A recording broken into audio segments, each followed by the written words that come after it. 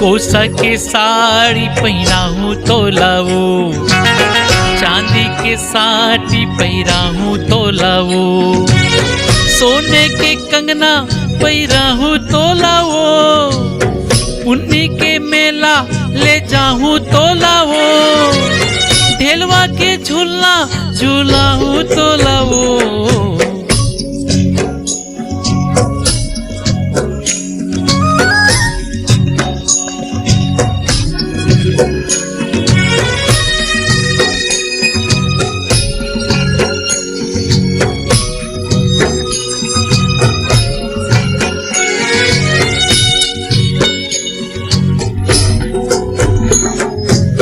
कोसा के साड़ी पहनाहूँ तो लाओ, चांदी के साड़ी पहनाहूँ तो लाओ,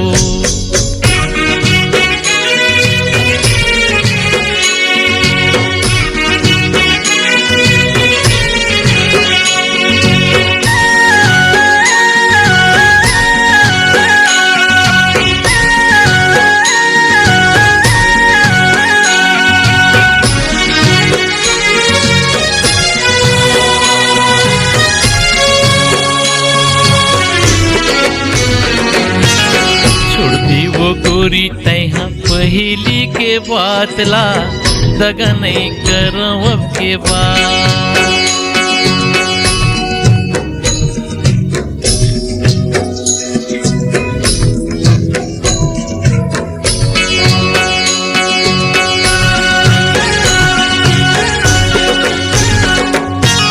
छोड़ दी वो गोरी तैहर पहली के बात ला, दगा नहीं करम अब की बात।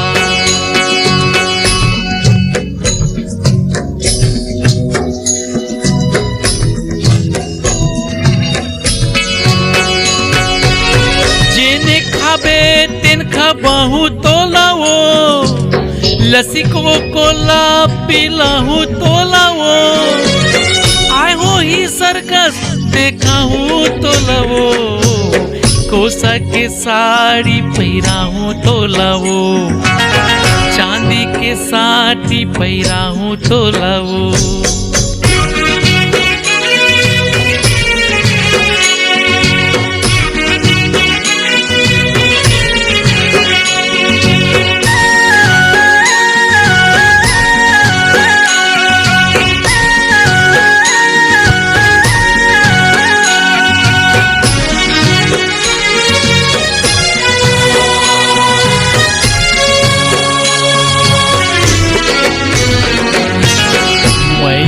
ज्यादा मैया करी थो मैं तो लाओ, ताही मोर जिंदगी तही जा।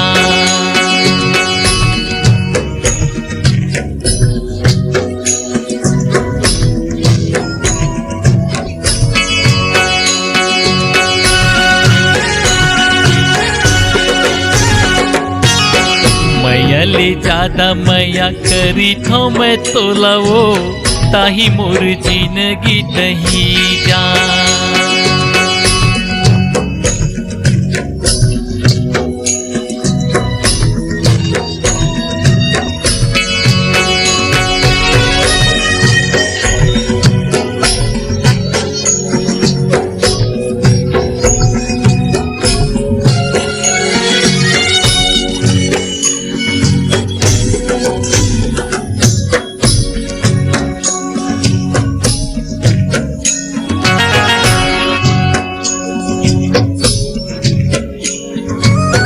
कोसा के साड़ी पहनाहूँ तो लाओ, चांदी के साड़ी पहनाहूँ तो लाओ।